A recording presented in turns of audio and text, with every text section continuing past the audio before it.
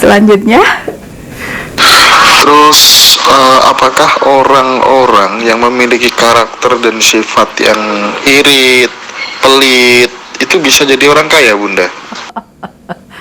bisa, kan aku tadi udah bilang ada contohnya di sinetron itu banyak yang pelit tapi kaya. Mungkin dia kelihatannya pelit ya. Kita kan nggak ngerti kedalaman orang ya. Mungkin di permukaan dia pelit, tapi sebenarnya mentalnya itu mental kaya. Yo kaya beneran loh. Jadi kita nggak bisa mendoktrin orang itu pelit tapi kaya raya, karena kita nggak ngerti kedalamannya, kita nggak ngerti apa yang dia sudah lakukan. Bisa jadi pelit itu hanya di permukaan, tapi sebenarnya dia sudah melakukan banyak kebaikan, sehingga Tuhan memberikan berkat kekayaan berlimpah sama dia.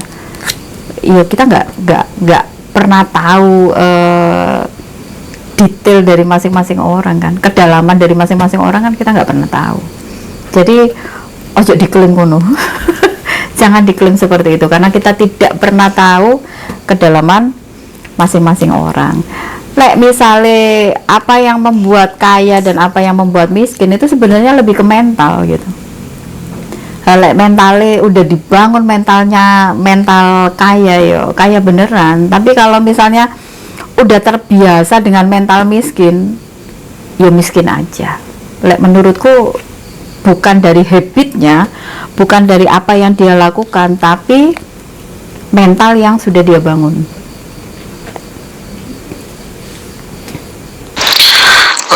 Saya lanjutkan ya, Bunda. Apa sifat-sifat dan karakter seseorang yang dengan memiliki sifat dan karakter itu sama dengan menarik potensi rezeki yang ada di dalam kehidupan ini gitu? Sifat dan karakter seseorang yang berpotensi untuk menarik rezeki dalam kehidupan kita, yaitu tadi jangan menggunakan prinsip hemat pangkal kaya. Yo, seperti yang kita tahu ya, jadi semua agama juga udah diajarkan bahwa kita itu memang harus berbagi. Bahkan ada juga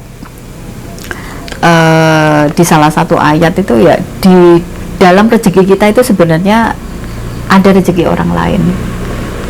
Jadi kalau misalnya kita diberikan rezeki sama Tuhan, itu bukan semata-mata untuk kita, tapi bisa jadi kita dititipin untuk menjadi kepanjangan tangan Tuhan, mentransfer rezeki kepada orang lain.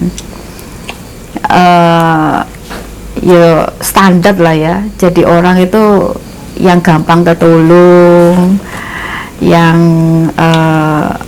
mudah untuk melihat kesulitan orang lain, sing ringan tangan, sing gampang tertolong, sing welas asih. Dan ya itu tadi, kalau misalnya kita mau membantu seseorang atau kita mau melakukan kebaikan, kasih aja, nggak usah dihitung berapa nominalnya, nggak usah dieling-eling ya, nggak usah dieling-eling, terus nggak usah diungkit-ungkit. Jadi abis ngasih lupakan, abis ngasih lupakan. Kan kita sering tuh ya, oke, kita mau bantu orang, kita buka dompet kita, habis itu di situ ada 100 ribuan, 50 ribuan, 20 ribuan, 10 ribuan, 5 ribuan, 2 ribuan. Ah, ini mental lagi. Ini mental. Nah, ketika kita mau ngasih seseorang itu, dari jajaran duit yang ada di dompetmu itu, nominal berapa yang kamu ambil dan kamu serahkan. Nah, itu juga harus dibiasakan. Aku ada cerita anakku ya, aku belajar dari dia. Ada satu kejadian yang menurutku keren banget dan aku nggak bisa lupa sampai sekarang gitu. Pada saat itu masih tinggal di Surabaya, mobil kita berhenti karena traffic light ya, warna merah otomatis berhenti.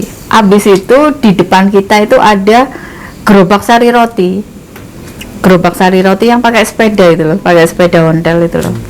Nah, mungkin bapak sari rotinya itu tidak melihat kalau ada joblangan itu.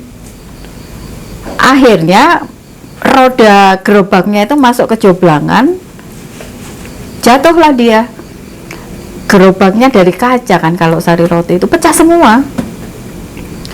Habis itu anakku kan itu udah hijau, anakku minta, bunda minggir. Terus habis itu mobilnya diminggirin, mobil tak minggirin. Habis itu dia turun, dia nyamperin bapak sari roti itu. Bapak sari rotinya udah minggir gitu ya, sambil beresin rotinya. Tahu nggak apa yang anakku lakukan?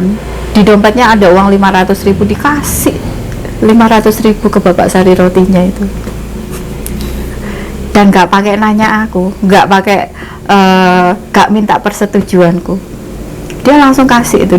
Di dompetnya ada uang 500.000, dikasih. Aku inget sisa 6.000 kalau nggak salah, 6.500 yang ada di dompetnya itu. Terus aku nanya sama anakku, lah kok kamu kasih semua atau gila gitu?